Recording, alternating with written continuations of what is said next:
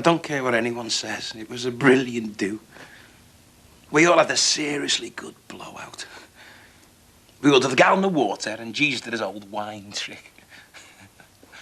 Marvellous. Best bunch of friends I ever had. Should have been there.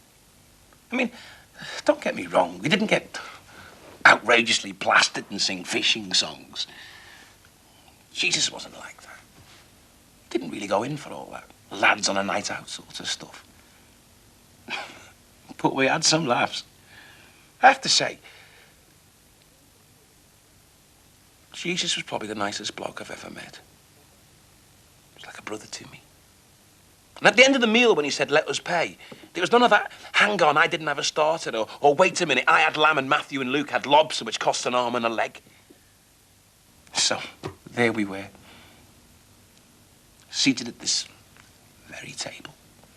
Heads full of high ideals, stomachs full of spicy food, and clothes covered in bagels. That is if you were sitting anywhere near Matthew. A more contented bunch, it would have been very hard to find. And then, suddenly, into the sea of bright contentment, splashed the sperm whale of doubt.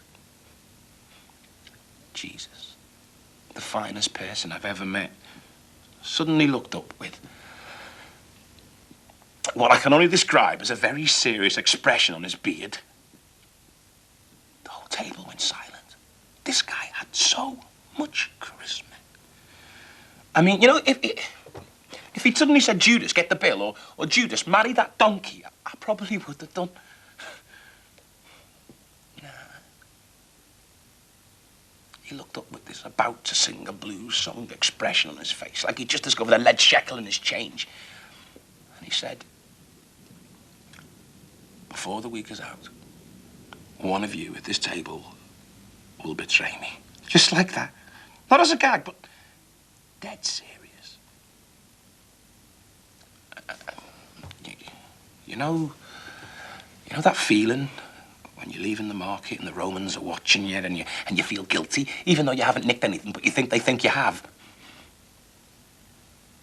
It was like that. I remember. I gagged on a dumpling because I felt like he was talking to me.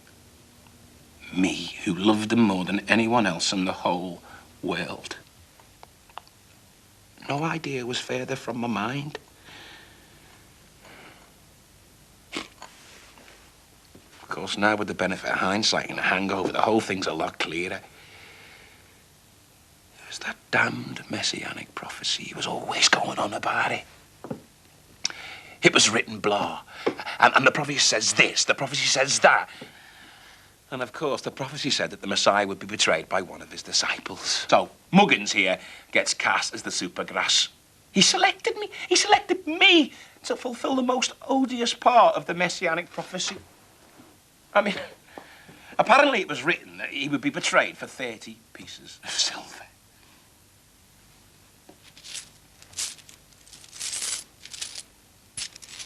Do you think I wanted them? Do you think I need them? Can you believe that that is the price I'll put on the life of a friend? Maybe you don't.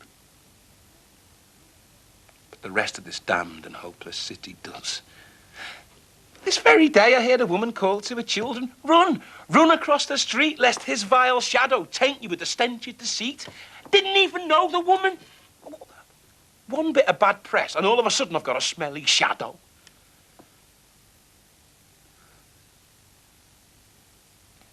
People can be very hurtful once they get that self-righteous bit between the teeth. Looking back, there was such an air of inevitability about the whole thing. We were helpless, caught in the grip of a story, acting out parts that were written for us in a different age, hands long dead.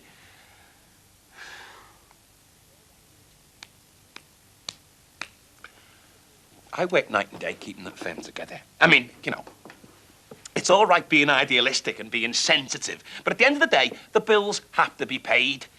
Someone had to reimburse the moneylenders that got kicked all round the temple. I mean, someone had to cover the cost of transport. We can't all walk on water, you know. Unless the temperature's well below freezing before you venture onto the pond. God knows I did my best. They didn't have to deal with the Romans. It was always, sort it out, Judas. Don't worry, Judas will take care of it. And I did. I didn't mind. It was my job. Someone had to take a stroll down Reality Street from time to time. He never seemed to realise that. Maybe he did, I don't know. But I was the man that got things done, kept an eye on things. None of us could believe how quickly the whole thing took off. Don't get me wrong, you know. Every one of us would have gone to the ends of the earth for that man. He's one of a kind. I've never met anyone that cared about people so much. He cared about everyone. He never, ever thought about himself. You might have heard stories about the miracles he performed. But let me tell you, they weren't stories. I, Judas Iscariot, saw him perform miracles. Not just stupid tricks that you can see in the marketplace. It wasn't just pulling a bunch of figs out of a sleeve or finding an egg in your beard. I'm talking real miracles. What are you supposed to do when you see someone do the impossible? In this day and age, so many incredible inventions. I mean, I've got an ass outside with metal shoes. But what are you supposed to do when you see someone cure a leper? Bring someone back from the dead, for God's sake. I'm not talking waking up a drunk here. I'm talking reviving someone who was terminally and irrefutably dead. What are you supposed to think?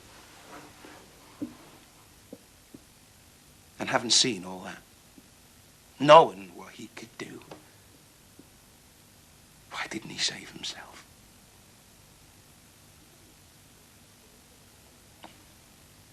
The guy could do anything. Anything. If he told a tree to jump in the air, it'd ask him how high. If he asked an ass to sing, it'd say, what key, Jesus? So why didn't he save himself? Didn't even defend himself at his trial. When he spoke, I swear, the whole world fell silent. For no, I never even heard him raise his voice. But when that man spoke, even if there were 5,000 people there, it was as if he was talking just to you. You didn't just hear it with your ears. It's like you felt it in your heart, your bones. He spoke to your soul. Even when he was on the cross, he took time off from dying to forgive everyone within 4 square miles. He just let the Romans kill him. Why did he do that to me? Anyway, life goes on. And I've got a date at the auto shackle.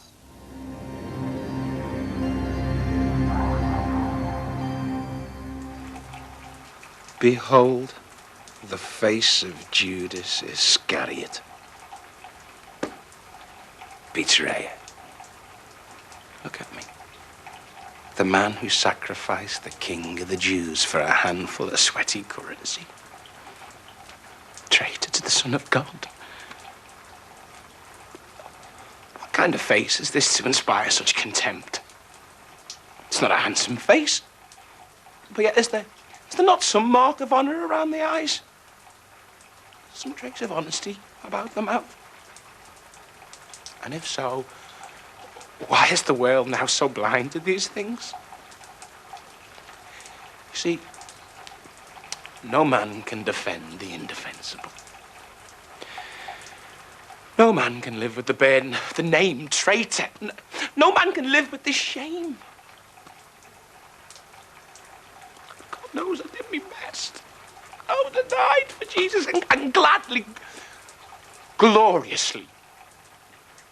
That I could have breathed me last, impaled on the bright shaft of belief, there on Calvary, beneath the very gaze of God himself, forming my last breath into his divine name.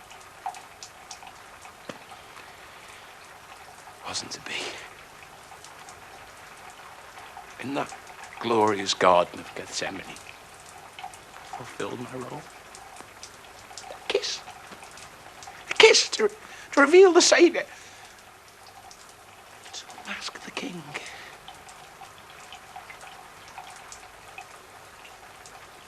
Believe me, there was nothing but love in that kiss. I would tear these bitter lips from my face had I but the courage. I tell you now, at that dread moment, he looked into my eyes and smiled. That smile was the greatest, the most terrible gift any man could receive.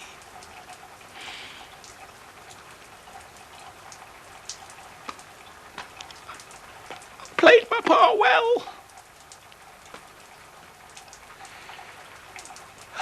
Oh, my role had ended. But what of Jesus? Did he really intend to sacrifice his life? Will we ever know? Can one such as he ever die? Or will his passion be forgotten? Crushed beneath the heavy footfalls of time. Swept aside by a new history carved by a Roman hand into the hearts and minds of my people. He was too good for this world. Too pure. Like an essence distilled. Too potent for me and men. The Romans saw that, Jesus. That's why you frighten them so much. You see, you made the fatal mistake of being right all the time. No government can tolerate that. When I showed you to them, I thought they'd just send you away. They said that they just wanted you to help them with their inquiries. I didn't know. They paid me to show you to them. How do you think that makes me feel? They'll think I betrayed you. I was trying to save you. Look into my heart. Look into the heart of Judas Iscariot. You'll find only love. Love and remorse. A remorse I can't live with. I don't know. How could I know? How can anyone know the minds? Damn up Roman overlords. What can I do now? All I can do, all anyone can do, is what I'm about to do. Come to join you, Jesus. Beg your forgiveness. Hey, forgive me.